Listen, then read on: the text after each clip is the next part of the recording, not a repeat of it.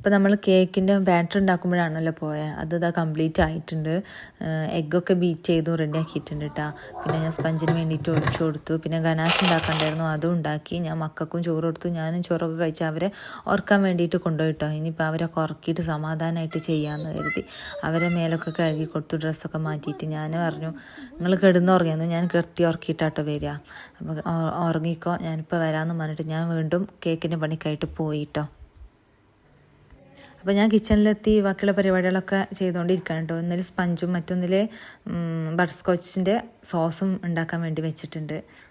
ഇത് ഷുഗർ സിറപ്പാണ് കേട്ടോ. അപ്പോൾ നമ്മൾ സോസ് ഉണ്ടാക്കിയ പാത്രം തന്നെ സോസ് മാറ്റി വെച്ചിട്ടാണ് ഷുഗർ സിറപ്പ് ഉണ്ടാക്കിക്കൊണ്ടിരിക്കുന്നത്.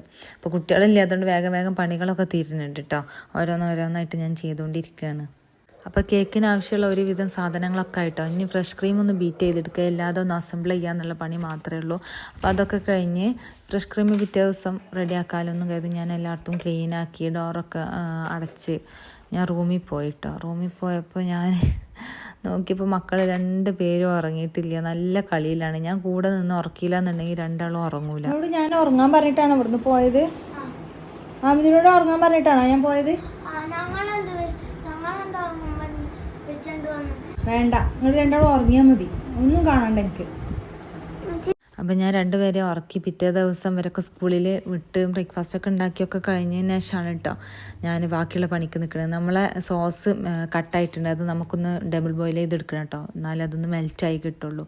പിന്നെ ഞാൻ ഫ്രഷ് ക്രീം ബീറ്റ് ചെയ്യാൻ വേണ്ടി നിന്നപ്പോൾ കറണ്ട് ഉണ്ടായിരുന്നില്ല, കുറച്ച് സമയം പിടിച്ചു. അപ്പോൾ ആ സമയത്ത് ഞാൻ സ്പഞ്ച് ഓരോ ലെയറാക്കിയിട്ട് കട്ട് ചെയ്തെടുത്തു. പിന്നെ കറണ്ട് വന്ന സമയത്ത് വേഗം ബീറ്റ് ചെയ്തെടുത്തു കേട്ടോ. എന്നിട്ട് പിന്നെ ഇനി ഓരോന്നായിട്ട് ഞാൻ അസംബിൾ ചെയ്യാൻ പോവുകയാണേ.